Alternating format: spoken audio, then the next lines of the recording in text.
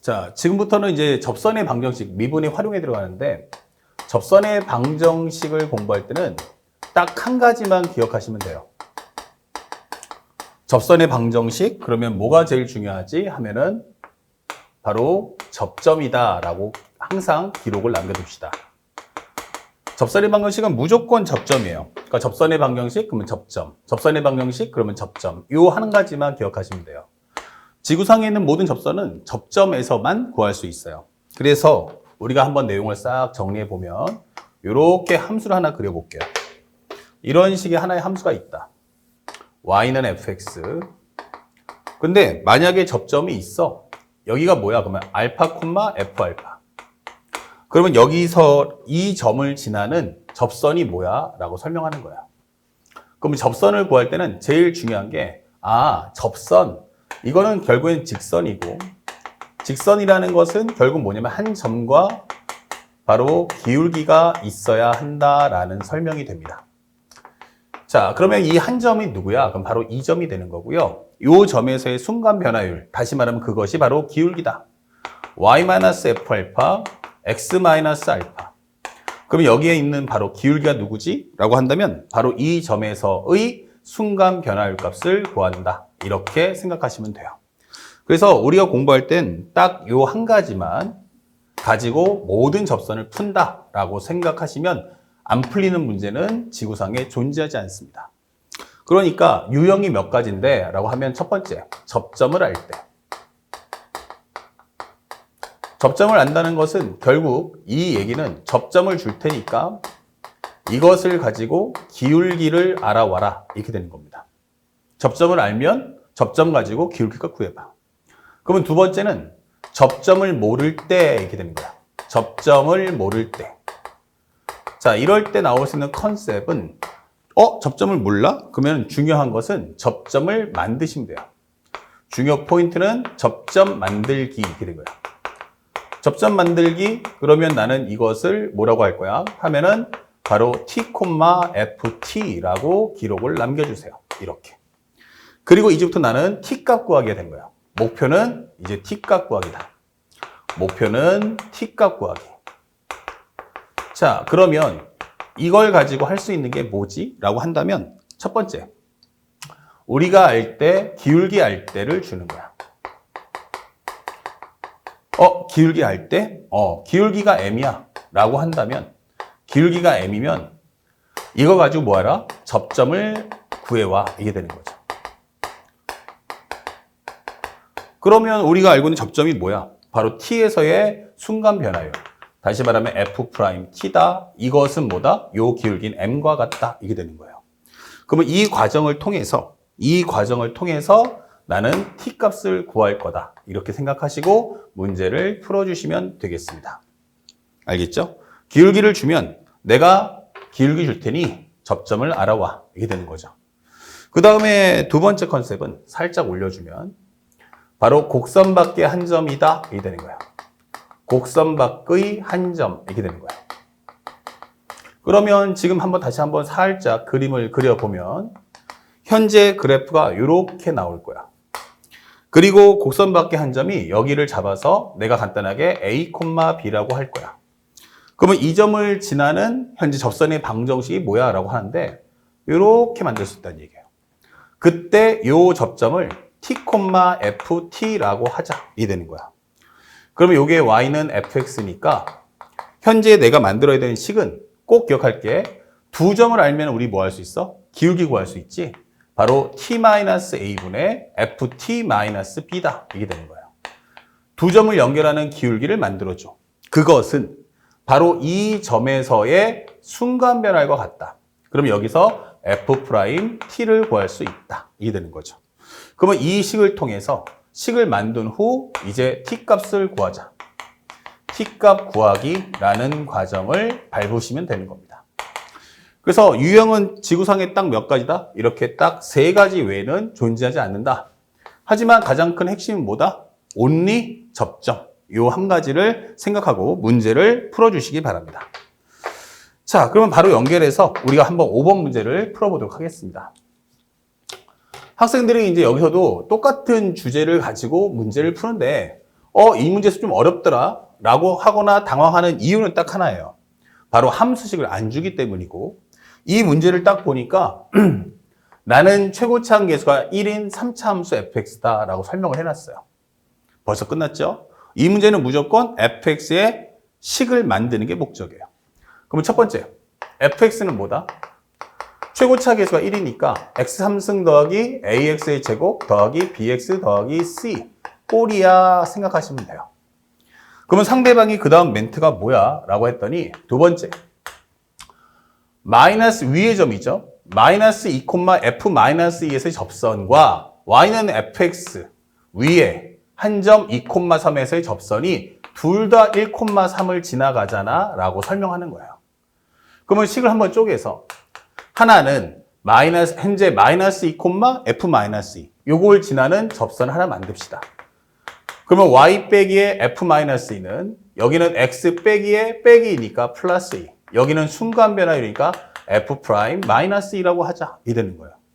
그리고 얘가 얼마를 지나? 그러면 1,3에서 만나 이게 되는 거예요. 그럼 한번 넣어주세요. 그러면 3-f의 마이너스 2는 3 넣어주시면 얼마 됩니까? 여기는 3 더해주면 1,3이니까 여기 1 넣어주시면 여기는 3이 되면서 3 곱하기 f'-2가 되지요 라는 정리까지 할 수 있다는 얘기예요. 자, 근데 문제는 그 다음에 연산이 안 되죠. 왜냐? 함수식을 모르니까. 그렇다고 해서 이 함수식을 다 집어넣기에는 식이 너무 번잡스러워요. 그러니까 아직은 키핑. 그러면 두 번째도 한번 해보자. 현재 두 번째는 2,3이야 라고 한다면 2,3 그러면 여기는 x-2 그럼 여기는 f'2겠지 이렇게 되는 거예요. 예, 2,3에서의 접선이 1,3에서 만날 때라고 설명했어요. 그러면 3을 넣어주는 순간 여기는 0 될 거예요. 1 넣어주시는 순간 f'2 곱하기 마이너스 1이야 이게 되는 거죠. 다시 말하면 f'2가 얼마 나와? 0이네 이렇게 되는 거죠. 오케이. 그러면 내가 알고 있는 건 요거와 더불어서 내가 알고 있는 건 f2가 얼마였어? 3이라는 것까지 이렇게 함수식의 조건을 가져올 수 있는 거야. 그러면 여기서 알 수 있는 건 f'-2가 0이라고? 그러면 일반적으로 말했을 때 현재 우리가 알고 있는 그래프는 여기가 이거나 아니면 여기가 기본적으로 얼마다? 2다라고 설명하는 거 아닐까? 라고 설명할 수 있죠. 그러면 나머지 하나의 값을 여기를 우리가 편하게 정리해 준다면 이런 식으로 만들 수가 있죠. 그러면 이때 값이 얼마야? 3. 이게 3이구나. y가 3이구나. 여기가 y 콜 3이구나 하면 돼요. 그러면 여기 값은 뭔데? 몰라요. 그럼 여기를 우리가 k라고 하자. 여기를 k라고 하자. 이런 식으로. 그러면 fx의 식을 구할 수 있죠. fx라는 것은 바로 2에서 뭐 한다? 중근 k에서 한 점 만나니까 x-2의 제곱 곱하기 x-k.